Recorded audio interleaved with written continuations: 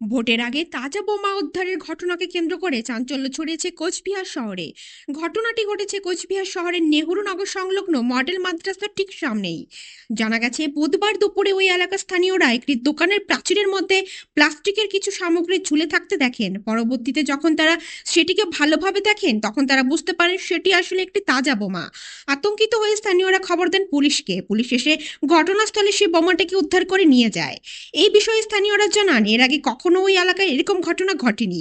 পাশেই রয়েছে মাদ্রাসা, যেখানে অনেক ছোট ছোট ছাত্রছাত্রীরা পড়াশোনা করতে আসে, কাজেই আতঙ্ক সৃষ্টি হয়েছে সবার মধ্যে।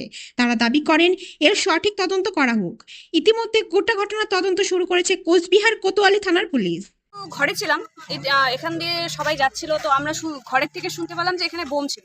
সেটা দেখার জন্য আমি আসলাম।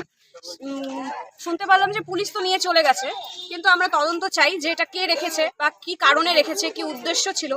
এইভাবে তো আমাদেরও রিস্ক হয়ে যেতে পারে না, আমাদের সবার বাড়িতে বাচ্চা আছে, তো এটার আমরা তদন্ত অবশ্যই চাই। কতটা আতঙ্কে আছেন?